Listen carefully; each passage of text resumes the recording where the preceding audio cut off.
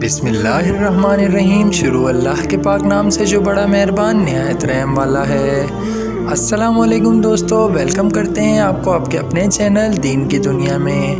Video میں آگے بڑھنے سے پہلے آپ لوگوں سے ایک ریکویسٹ ہے، ویڈیو کو لائک کر دیں اور چینل کو سبسکرائب کر دیں۔ تو چلیے شروع کرتے ہیں۔ پیارے دوستو، حضرت محمد مصطفیٰ صلی اللہ علیہ وآلہ وسلم مکے میں آپ کی امانت اور دیانت کی وجہ سے آپ کو امین کہہ کر پکارا جانے لگا تھا۔ آپ کا یہ لقب بہت مشہور ہو گیا تھا۔ لوگ آپ کو امین کے علاوہ اور کسی نام سے نہیں پکارتے تھے۔ انہی دنوں ابو طالب نے آپ سے کہا، اے بھتیجے، میں ایک بہت غریب آدمی ہوں اور قحط سالی کی وجہ سے زیادہ سخت حالات کا سامنا ہے۔ کافی عرصے سے خشک سالی کا دور چل رہا ہے۔ کوئی ایسا ذریعہ نہیں کہ اپنا کام چلا سکیں اور نہ کوئی ہماری تجارت ہے۔ ایک تجارتی قافلہ شام جانے والا ہے، اس میں قریش کے لوگ شامل ہیں۔ قریش کی ایک خاتون ختیجہ بنت خولید شام کی طرف اپنا تجارتی سامان بھیجا کرتی ہیں۔ جو شخص ان کا مال لے کر جاتا ہے وہ اپنی اجرت ان سے طے کر لیتا ہے۔ اب اگر تم ان کے پاس جاؤ اور ان کا مال لے جانے کی پیشکش کرو تو وہ ضرور اپنا مال تمہیں دے دیں گی، کیونکہ تمہاری امانت داری کی شہرت ان تک پہنچ چکی ہے۔ اگرچہ میں اس بات کو پسند نہیں کرتا کہ تم شام کے سفر پر جاؤ، یہودی تمہارے دشمن ہیں، لیکن حالات کی وجہ سے مجبور ہوں، اس کے علاوہ کوئی چارہ بھی تو نہیں۔ یہاں تک کہ کہہ کر ابو طالب خاموش ہو گئے۔ تب آپ نے فرمایا، ممکن ہے وہ خاتون خود میرے پاس کسی کو بھیجیں۔ یہ بات آپ نے اس لیے کہی تھی کہ سیدہ ختیجہ رضی اللہ تعالیٰ عنہ کو ایک بااعتماد آدمی کی ضرورت تھی، اور اس وقت مکے میں آپ سے زیادہ شریف، پاک باز، امانت دار، سمجھدار اور کامل آدمی کوئی بھی نہیں تھا۔ ابو طالب اس وقت بہت پریشان تھے۔ آپ کی یہ بات سن کر انہوں نے کہا، اگر تم نہ گئے تو مجھے ڈر ہے وہ کسی اور سے معاملہ طے کر لیں گی۔ یہ کہہ کر ابو طالب اٹھ گئے۔ ادھر آپ کو یقین سا تھا کہ سیدہ ختیجہ خود ان کی طرف کسی کو بھیجیں گی، اور ہوا بھی یہی۔ سیدہ ختیجہ رضی اللہ تعالیٰ عنہ نے اللہ کے رسول کو بلاوا بھیجا، پھر آپ سے کہا، میں نے آپ کی سچائی، امانت داری اور نیک اخلاق کے بارے میں سنا ہے، اور اسی وجہ سے میں نے آپ کو بلایا ہے۔ جو معاوضہ آپ کی قوم کے دوسرے آدمیوں کو دیتی ہوں، آپ کو ان سے دگنا دوں گی۔ آپ نے ان کی بات منظور فرما لی۔ پھر آپ اپنے چچا ابو طالب سے ملے، انہیں یہ بات بتائی۔ ابو طالب سن کر بولے، یہ روزی تمہارے لیے اللہ نے پیدا فرمائی ہے۔ اس کے بعد آپ صلی اللہ علیہ وآلہ وسلم سیدہ ختیجہ رضی اللہ تعالیٰ عنہ کا تجارتی سامان لے کر شام کی طرف روانہ ہوئے۔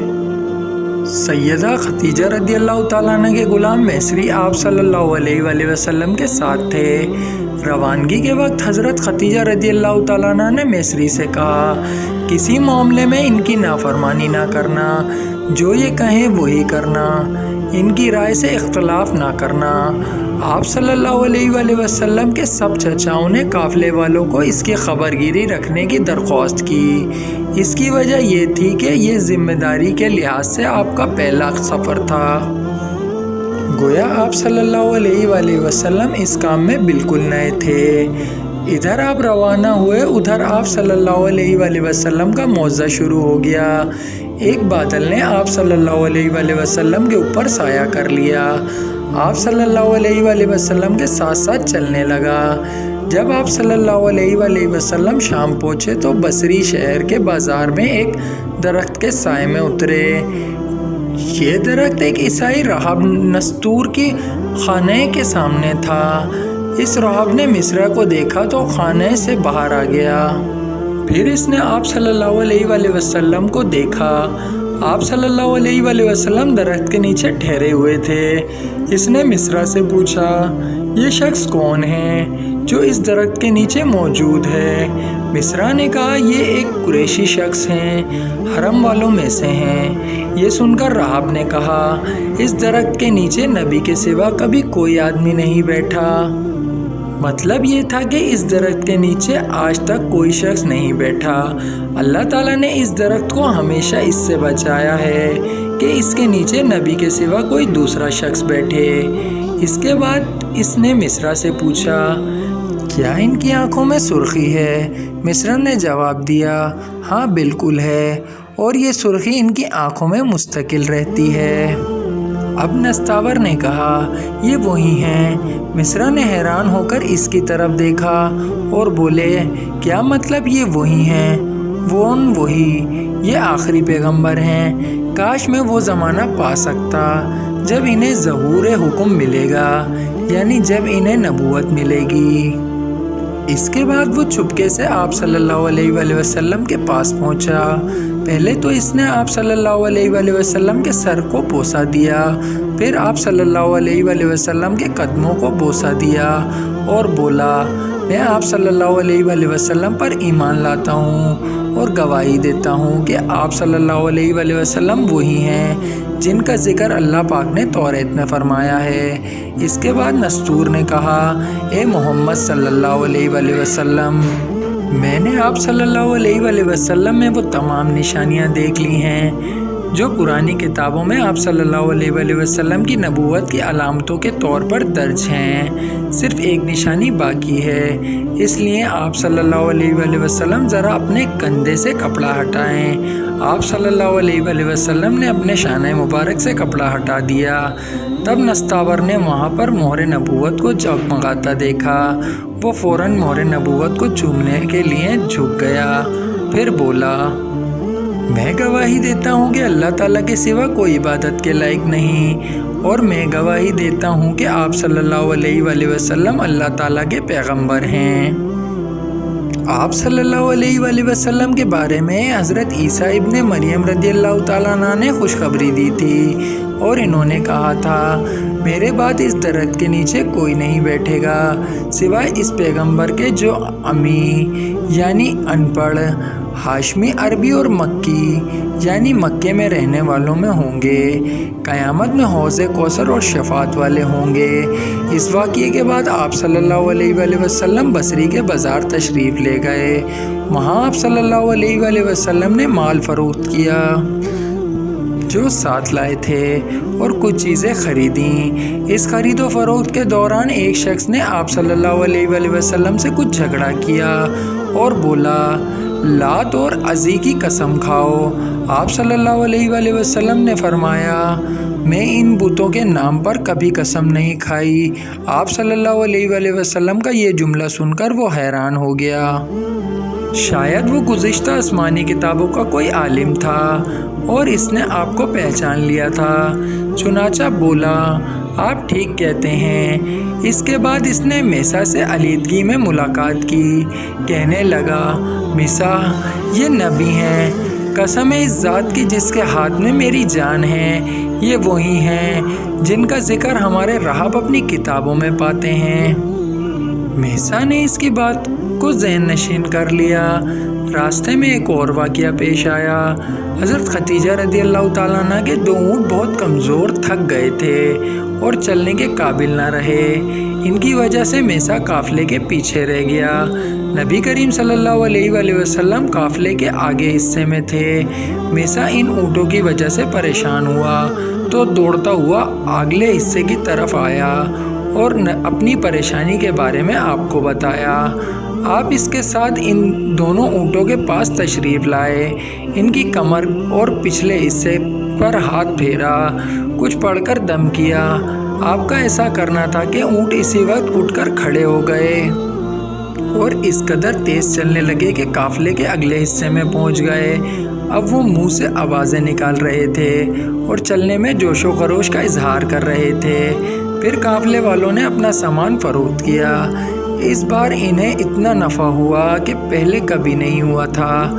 چنانچہ میسا نے آپ سے کہا، اے محمد، ہم سالہ سال سے سیدہ خدیجہ رضی اللہ تعالیٰ عنہ کے لیے تجارت کر رہے ہیں، مگر اتنا زبردست نفع ہمیں کبھی نہیں ہوا جتنا اس بار ہوا ہے۔ آخر قافلہ واپس مکے کی طرف روانہ ہوا۔ میسا نے اس دوران صاف طور پر یہ بات دیکھی کہ جب گرمی کا وقت ہوتا تھا और नबी करीम सल्लल्लाहु अलैहि वसल्लम अपने ऊँट पर होते थे तो दो फरिश्ते धूप से बचाने के लिए आप पर साया किए होते थे। इन तमाम बातों की वजह से मिसा के दिल में आपकी मोहब्बत ने घर कर लिया और यूं कहने लगा जैसे वो आपका गुलाम हो। आप सल्लल्लाहु अलैहि वसल्लम दोपहर के वक्त मक्के में दाखिल हुए। आप बाकी काफिले से पहले पहुंच गए थे। आप सीधे हज़रत खतीजा रदी अल्लाह तआला अन्हा के घर पहुंचे। वो इस वक्त चंद औरतों के साथ बैठी थीं। इन्होंने दूर से आपको देख लिया। आप ऊँट पर सवार थे और दो फरिश्ते आप पर साया किए हुए थे। हज़रत खतीजा रदी अल्लाह तआला अन्हा ने ये मंज़र दूसरी औरतों को भी दिखाया। वो सब देखकर बहुत हैरान हुई। अब आप सल्लल्लाहु अलैहि वसल्लम ने हज़रत खतीजा रदी अल्लाह तआला अन्हा को तिजारत के हालात सुनाए, मुनाफे के बारे में बताया। इस मर्तबा पहले की निस्बत दुगना मुनाफा हुआ था। हज़रत खतीजा रदी अल्लाह तआला अन्हा बहुत खुश हुई। इन्होंने पूछा मिसा कहाँ है? आपने बताया वो भी पीछे है। ये सुनकर सैयद ने कहा आप फ़ौरन इसके पास जाएं और इसे जल्द अज जल्द मेरे पास लाएं। आप वापस रवाना हुए। हज़रत खतीजा रदी अल्लाह तआला अन्हा ने दरअसल आपको इसलिए भेजा था कि वो फिर से वही मंज़र देखना चाहती थीं, जानना चाहती थी क्या अब भी फरिश्ते इन पर साया करते हैं या नहीं। जो ही आप रवाना हुए ये अपने मकान के ऊपर चढ़ गईं और वहाँ आपको देखने लगीं। आपकी शान अब भी वही नज़र आई। अब इन्हें यकीन हो गया कि इनकी आंखों ने धोखा नहीं खाया था। कुछ देर बाद आप सल्लल्लाहु अलैहि वसल्लम मिसा के साथ इनके पास पहुंच गए। हज़रत खतीजा रदी अल्लाह तआला अन्हा ने मिसा से कहा मैंने इन पर दो फरिश्तों को साया करते हुए देखा है, क्या तुमने भी कोई ऐसा मंज़र देखा है? जवाब में मिसा ने कहा मैं तो ये मंज़र इस वक्त से देख रहा हूँ जब काफ़िला यहाँ से शाम जाने के लिए रवाना हुआ था। इसके बाद मैसी ने नस्तूर से मुलाकात का हाल सुनाया। दूसरे आदमियों ने जो कहा था वो भी बताया, जिसने लात और अज़ी की कसम खाने के लिए कहा था। फिर ऊँटों वाला वाक़या बताया। ये तमाम बातें सुनने के बाद सैयदा खतीजा रदी अल्लाह तआला अन्हा ने आपको तयशुदा अजरत से दुगनी दी, जबकि मिली शुदा अजरत पहले से ही दुगनी थी। इन तमाम बातों से सैयदा खतीजा रदी अल्लाह तआला अन्हा बहुत हैरान हुई। आप अपने चचाजाद भाई वर्का बिन नुफैल से मिलीं। ये पिछली किताबों के आलिम थे। सैयदा खतीजा ने इन्हें जो कुछ खुद देखा और मिस्रा की ज़बानी सुना था वो सब कुछ सुना दिया। वर्का बिन नुफैल इस वक्त ईसाई मज़हब से ताल्लुक़ रखते थे। इससे पहले वो यहूदी थे। सैयदा खतीजा की तमाम बातें सुनकर वर्का बिन नुफैल ने कहा खतीजा अगर ये बातें सच हैं तो समझ लो मोहम्मद इस उम्मत के नबी हैं। ये बात जान चुका हूँ कि वो इस उम्मत के होने वाले नबी हैं। दुनिया को इन्हीं का इंतज़ार था, यही इनका ज़माना है।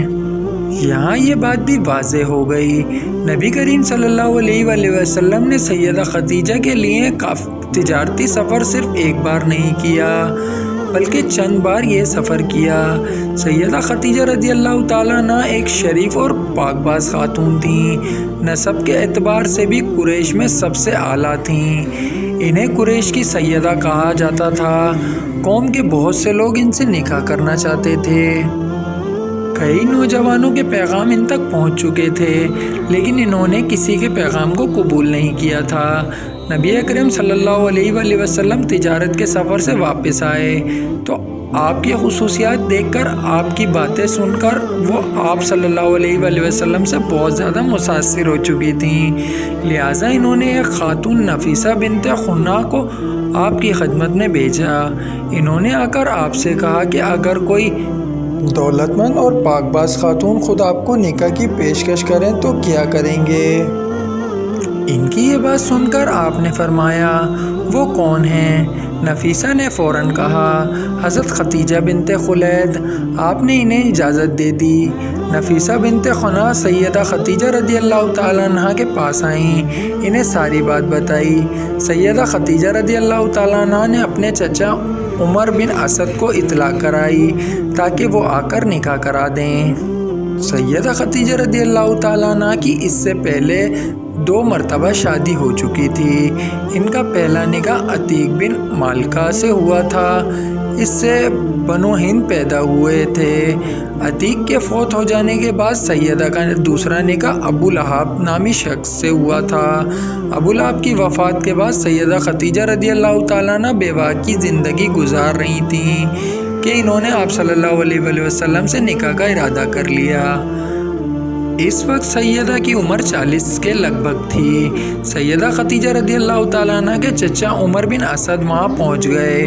उधर नबी करीम सल्लल्लाहु अलैहि वसल्लम भी अपने चचाओं को लेकर पहुँच गए। निकाह किसने पढ़ाया, इस बारे में रिवायत मुख्तलिफ हैं। एक रिवायत यह है कि आपका निकाह अबू तालिब ने पढ़ाया था। महर के रकम के बारे में भी मुख्तलिफ रिवायात हैं। एक जगह बताया गया है कि आपने महर की रकम में 100 जवान ऊँटनियाँ लिखवा दी। इसके बाद अगले दिन आप सल्लल्लाहु अलैहि वसल्लम ने वलीमे में एक ऊँट की कुर्बानी करके तमाम मक्के वालों को खाने की दावत दी।